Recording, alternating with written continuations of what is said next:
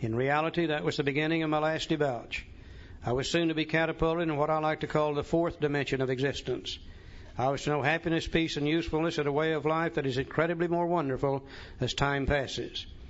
Near the end of that bleak November, I sat drinking in my kitchen, and I imagine it was a pretty bleak November. He started drinking on November the 11th, triggered the allergy, couldn't stop, been drunk now for about 3 weeks. With a certain satisfaction, I reflected there was enough gin concealed about the house to carry me through that night to the next day. My wife was at work. I wondered whether I dared hide a full bottle of gin near the head of her bed. I would need it before daylight. My musing was interrupted by the telephone. The cheery voice of an old school friend asked if he might come over. Now, this was Ebby Thatcher. And Bill and Ebby had gone to school together when they were younger, did lots of drinking together. And Bill knew about Ebby, and he knew how Ebby drank. And he said he was sober. And if you'll notice, that's in squiggly writing. Squiggly writing in the big book is very important. This really amazed Bill. Ebby's sober.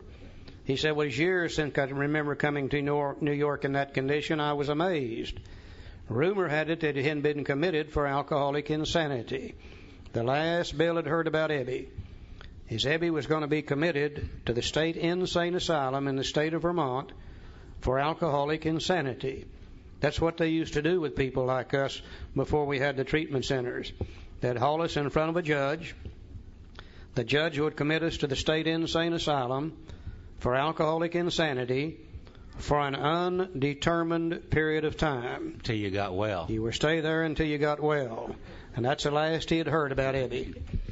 He said, I wondered how he'd escaped. He was amazed that Ebby was out of this treatment center, or insane asylum, excuse me. Same thing. Same thing. Yeah. They've renamed everything, these days. They talk about dysfunctional families today. Well, mine was just crazy as hell. I don't know. But Ebby come from a very prominent family in Albany, New York. In fact, his father was the mayor of Albany. Very prominent family. And Ebby's drinking was embarrassing the family. So they called Ebby in one day, said, Ebby, said, you're embarrassing the family with your drinking. We would like for you to just basically get out of town.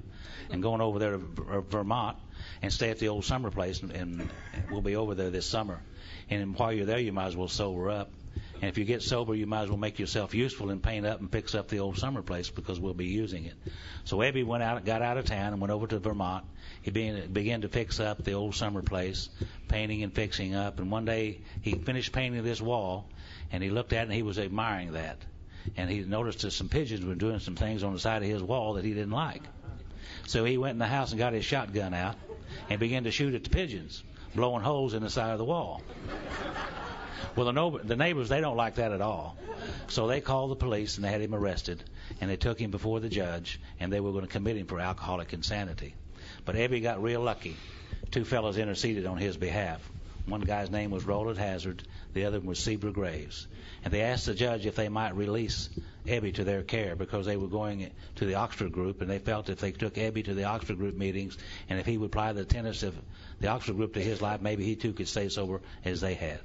Well, Ebby began to go to the Oxford group meetings, and he began to stay sober. And a couple of months later, he goes to New York to the Calvary Mission, which was the headquarters of the Oxford group at that time. And he began to stay there in that mission. And after a while, he decided that he remembered his friend Bill. He said, I think I'll go over and talk to Bill. Maybe I can help Bill stay sober, as these two fellows had helped me. Now, Bill didn't know any of this, though. He said, I wondered how he'd escaped. Of course, he would have dinner, and I could drink opiate with him. Unmindful of his welfare, I thought only of recapturing the spirit of other days. There was that time we'd chartered an airplane to complete a jag. His coming was an oasis in this dreary desert of futility.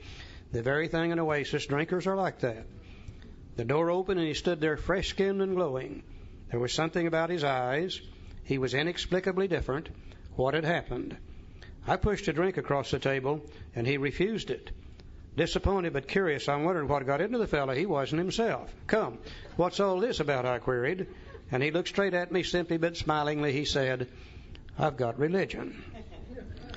Now, I'm damn glad that didn't happen in my kitchen. I have no idea what I would have done. But here's what Bill did. He said I was aghast. So that was it. Last summer, an alcoholic crackpot Now I suspected a little cracked about religion. He had that starry-eyed look. Yeah, the old boy was on fire all right, but bless his heart, let him rant. Besides, my gin would last longer than his preaching. But he did no ranting. In a matter-of-fact way, he told how two men had appeared in court persuading the judge to suspend his commitment. They had told of a simple religious idea, which is step 2, and a practical program of action, which is steps 3 through 12. That was 2 months ago, and the result was self-evident. It worked. So now then, Bill knows all 3 things. He got the problem from Dr. Silkworth. He got the solution, here referred to as a simple religious idea, from Ebby. He got the practical program of action from Ebby. So now he knows all 3 things. But Bill is also just like so many of us. He did not like this simple religious idea. You know, Bill's thoughts and his ideas about God and about religion and etc. were enough that made him resent what Ebby had brought to him. He said he'd come to pass his experience along to me if I cared to have it. I was shocked but interested. Certainly I was interested. I had to be, for I was hopeless. He talked for hours. Childhood memories rose before me. I could almost hear the sound of the preacher's voice as I sat on still Sundays way over there on the hillside. There was that proffered temperance pledge I never signed. My grandfather's good-natured contempt of some church folk and their doings. His insistence that the spheres really had their music, but his denial of the preacher's right to tell him how he must listen. You know, Bill's grandfather, Grandpa Griffith, raised him from 12 years on. And Grandpa Griffith believed in some power greater than human power, but he wouldn't let anybody tell him how he had to believe in it. His grandpa had a great problem with the world's religions. He'd passed that along to Bill. His fearlessness, he spoke of these things just before he died. These recollections welled up from the past, and they made me swallow hard. That wartime day in old Winchester Cathedral came back again, and where Bill's having a problem now with this religious idea that Ebby's talking about. We've seen him take step 1. In the next couple of pages, we're going to see him take step 2. Let's see how he came to be able to accept this religious idea. Yeah, Bill has already took step 1, so now he's between steps 1 and 2. He hasn't took steps 2 yet. He began to ponder these things. He said, I always believed in a power greater than myself. I'd often pondered these things. I was not an atheist. Few people really are, for that means blind faith in the strange proposition that this universe originated in a cipher and aimlessly rushes nowhere. My intellectual heroes, the chemists, the astronomers, even the evolutionists, suggest vast laws and forces at work. But despite contrary indications, I had little doubt that a mighty purpose and rhythm underlay all. How could there be so much precise and immutable law and no intelligence? I simply had to believe in a spirit of the universe who knew neither time nor limitation. But that was as far as I had gone. Now here's where I really began to identify with Bill Wilson. With ministers in the world's religions, I parted right there. When they talked of a God personal to me who was love, superhuman strength, and direction, he said I became irritated and my mind snapped shut against such theories. To Christ I could see the certainty of a great man, not too closely followed by those who claimed him. His moral teachings most excellent. For myself, I had adopted those parts which seemed convenient and not too difficult. The rest I disregarded. Anybody in here identify with Bill Wilson? Huh? You betcha. We can see that Bill's having a terrible time with this religious idea. Now let's go down to the middle paragraph. But my friend sat before me, and he made the point declaration that God had done for him what he could not do for himself. His human will had failed. Doctors had pronounced him incurable. Society was about to lock him up. Like myself, he had admitted complete defeat. Then he had in effect been raised from the dead, suddenly taken from the scrap heap to a level of life better than the best he had ever known. Had this power originated in him? Obviously it had not. There had been no more power in him than there was in me at that minute, and this was none at all. This is where the identification process is so important. Bill knew about Ebby. He knew how Ebby drank. And he knew that if Ebby had been sober 2 months, some power greater than Ebby had to be working in Ebby's life. Whether Bill likes it or not is absolutely beside the point. Ebby's living proof of it. And that's what you and I offer to the newcomer. You know, when we sit there talking to a newcomer, we're living proof that some power greater than human power is working in our lives also. Whether the newcomer likes it or not is beside the point. We are the proof of it. Ebby was the proof for Bill. Now, I'd like to have been there that day. sitting in a corner watching them. Bill's about 2/3 drunk. Ebby has come out of the Oxford groups, and they were a group of people practicing first-century Christianity to the best of their ability. The terms they used were highly religious in nature. Ebby is on fire, and he's talking about God. And Bill don't like it at all. And they're sitting there arguing with each other about who God is and what He is. And Bill said, don't give me that religious crap. Oh, yeah, I believe in a great mind, a spirit of nature, but don't give me that other kind of stuff. And Ebby's trying to put it on old Bill, and they're arguing back and forth, back and forth, back and forth. Let's go over to page 12, first paragraph. He said, despite the living example of my friend, there remained in me the vestiges of my old prejudice. Bill still doesn't like this idea. The word God still aroused a certain antipathy. When the thought was expressed that there might be a God personal to me, this feeling was intensified. He said, I didn't like the idea. I could go for such conception of creative intelligence, universal mind, or spirit of nature, but I resisted the thought of the czar of the heavens, however loving his way might be. I have since talked with scores of men who felt the same way. In other words, Bill was saying there's got to be a harder way to do this. What you're saying is too simple. Now, I guess Ebby finally got tired of this deal. Let's look at the next statement very carefully.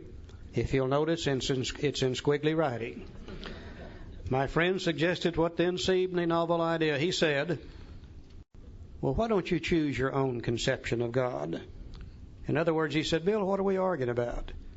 What difference does it make what we call Him? Why don't you choose your own conception of God? And we're no longer dealing with religion now. We're dealing with spirituality. You see, religion says this is the way you have to believe. Spirituality says it really doesn't make any difference how you believe. The only question is, are you willing to believe? So we're through with religion. Now we're talking about spirituality. And here's the effect that it had on Bill. That statement hit me hard. It melted the icy intellectual mountain whose shadow I'd lived and shivered many years. I stood in the sunlight at last. It took all arguments away from him. He couldn't argue with that statement. He said it was only a matter of being willing to believe in a power greater than myself. Nothing more was required of me to make my beginning. I saw that growth could start from that point. Upon a foundation of complete willingness, I might build what I saw in my friend. Would I have it? Of course I would. Surely this is when Bill took step 2. No step 2 written in those days. But here's where he came to believe in a power greater than himself, based on Ebby's simple little statement, why don't you choose your own conception of God? And that statement has opened the door for countless millions of we alcoholics who were having trouble with religion. And I think the reason it really works is we're allowed here to have our own conception of God. And you know, as I look back at my lifetime, I realize I've never had any problem with my own conception of anything. You betcha. Let me believe the way I want to, and I'm ready to go now. Bill is now taking step 2. Isn't that something? Isn't that something? When he made the statement, I saw that growth could start from that point. Upon a foundation of complete willingness, I might build what I saw in my friend. Would I have it? Of course I would. This is Bill's first reference to a wonderfully effective spiritual structure. And he's going to start painting a picture in our mind using words. Eventually he'll tell us what the structure is and show us where we'll pass through it to freedom. Now his first reference to it is, upon a foundation of complete willingness, I might build what I saw in my friend. The foundation of this structure is willingness. That came from step 1. When we could see that what we were doing would no longer work, period, we became willing to change. Later on, we're going to see where believing, step 2, is the cornerstone of that structure. And eventually he'll tell us exactly what it is. A beautiful way to teach, painting pictures in our mind using words. If we are willing and if we believe, then we've already started the road to recovery. Bill has now taken steps 1 and 2. Immediately, Ebby starts taking him to Oxford group meetings. But remember, Bill's still drinking. Triggered the allergy on November the 11th. He can't stop. On about December the 10th, probably, 1934, Bill was put back in the hospital for the 3rd time for withdrawal from alcohol by Dr. Silkworth. Ebby comes to visit with him. They begin to apply the little Oxford group program of action, and Bill had his spiritual experience. Let's look on page 13. Let's see if we can't see the last 10 steps of Alcoholics Anonymous. He's taken 1 and 2. Let's see if we can't see the last 10. He said, at the hospital I was separated from alcohol for the last time. Treatment seemed wise, for I showed signs of delirium tremens. There I humbly offered myself to God as I then understood him, to do with me as he would. I placed myself unreservedly under his care and direction. I admitted for the first time that of myself I was nothing, that without him I was lost. The first tenet that the Oxford group had was surrender. Now, Bill, later on, when he wrote the steps, he realized that no alcoholic would like the word surrender. So he changed their first step into our third step, where we made a decision to turn our will and life over to the care of God as we understand him. We see him there taking the first Oxford group tenet, which turned out to be our step 3. He's now taken 1, 2, and 3. He said, I ruthlessly faced my sins. I ruthlessly faced my sins. Their second tenet was examine your sins. And Bill knew that no good alcoholic's going to do that. So he changed that into made a searching and fearless moral inventory of ourselves. He's taking step 4 there. And became willing to have my newfound friend take them away root and branch. I've not had a drink since. Became willing to have my newfound friend take them away root and branch. You'll notice friend is capitalized. This is one of the words that Bill uses for God. And that little statement, became willing to have my newfound friend take them away root and branch, later became steps 6 and 7. We became willing to have God remove these things and humbly ask him to do so. There we're dealing with 6 and 7. My schoolmate visited me, and I fully acquainted him with my problems and deficiencies. He's taking what we know today as step 5, there in the town's hospital with Ebby. We made a list of people I'd hurt and toward whom I felt resentment. I expressed my entire willingness to approach these individuals, admitting my wrong. Never was I to be critical of them. I was to right all such matters to the utmost of my ability. They had an Oxford group tenet called restitution. And Bill knew no self-respecting alcoholic is on a due restitution. So he took that and made 2 steps out of it, step 8 and 9, where we made the list and became willing, and then made amends. There he's dealing with 8 and 9. He said, I was to test my thinking by the new God conscience within. Common sense would thus become uncommon sense. That statement later became step 10, where we continued to take personal inventory, and when we were wrong, promptly admitted it. That's the new step 10. I would sit quietly when in doubt, asking only for direction and strength to meet my problems as he would have me. Never was I to pray for myself, except as my request bore on my usefulness to others. Then only might I expect to receive, but that would be in great measure. And there we see all the elements of step 12, where we sought through prayer and meditation Step 11. to improve our conscious contact with God, so on and so forth. There he's dealing with step 11. My friend promised when these things were done, I would enter upon a new relationship with my Creator, that I would have the elements of a way of living which answered all my problems. That's got to be the first part of step 12, having had a spiritual awakening as the result of these steps. So we see Bill in the town's hospital applying the Oxford group tenets, which later he made into the last 10 steps of Alcoholics Anonymous. And this is why he was able to say, and how it works, these are the steps we took, which are suggested as a program of recovery. Bill took them in the town's hospital with the help of Ebby. Now let's see what happened to him. Belief in the power of God, plus enough willingness, honesty, and humility to establish and maintain the new order of things were the essential requirements. Simple, but not easy. A price had to be paid. It meant the destruction of self-centeredness, and I must turn in all things to the Father of light who presides over us all. Poor old alcoholics got to give up the 2 most important things in our lives, and the first thing is our alcohol, and the second thing is our self-centeredness. The 2 things that we love the most. Very difficult to do. Very difficult, but very simple. Yeah. He said these were revolutionary and drastic proposals, but the moment I accepted them, the effect was electric. There was a sense of victory followed by such a peace and serenity as I'd never known. There was utter confidence. I felt lifted up as though the great clean wind of a mountaintop blew through and through. God comes to most men gradually, but his impact on me was sudden and profound. And for a moment I was alarmed and called my friend the doctor and asked if I was still sane. He listened in wonder as I talked. Bill overheard Lois and Dr. Silkworth talking, so he thought he'd gone crazy. He thought he'd check out with Dr. Silkworth to see if he had gone crazy.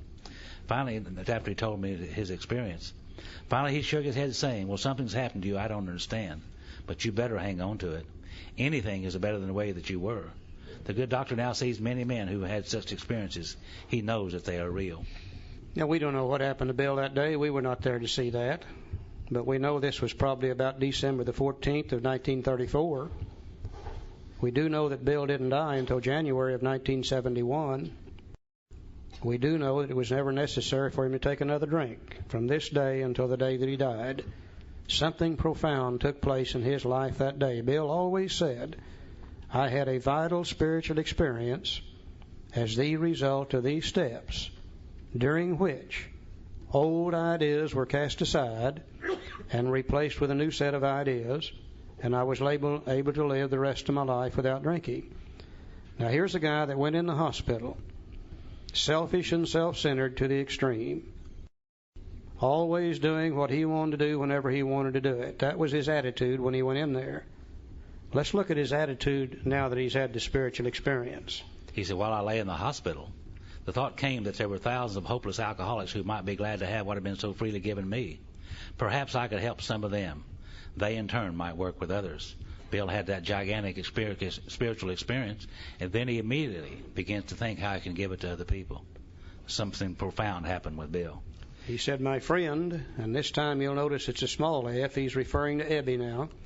My friend had emphasized the absolute necessity of demonstrating these principles in all my affairs. Particularly was it imperative to work with others as he had worked with me. Faith without works was dead, he said, and how appallingly true for the alcoholic. For if an alcoholic failed to perfect and enlarge his spiritual life through work and self-sacrifice for others, he could not survive the certain trials and low spots ahead. If he did not work, he would surely drink again, and if he drank, he would surely die. Then faith would be dead indeed, and with us it's just like that. Thank God Bill knew that and accepted that fact. Because when he was in Akron about to get drunk, he remembered how back in New York City, even though he'd never helped anybody else, that he himself had felt better. That's why he got hold of Dr. Bob, to try to help Dr. Bob, not necessarily to sober up Bob, but to keep Bill from getting drunk. And thank God it kept him from getting drunk, and Bob sobered up. And from there we had the Fellowship of Alcoholics Anonymous. Faith without works is dead. And you know, just about anybody I see drink today that's been in AA for any period of time, usually they have quit working with other people. And when they quit working with other people, they start thinking about self only. And after a while, all the old problems come back, and we end up getting drunk all over again. Always working with others will help us when nothing else will. He said, my wife and I abandoned ourselves with enthusiasm to the idea of helping other alcoholics to a solution to their problems.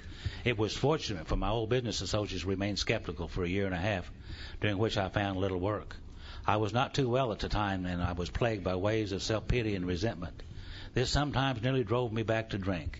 But I soon found when all other measures failed, work with another alcoholic would save the day. Many times I've gone to my old hospital in despair. On talking to a man there, I'd be amazingly lifted up and set on my feet. It's a design for living that works in rough going.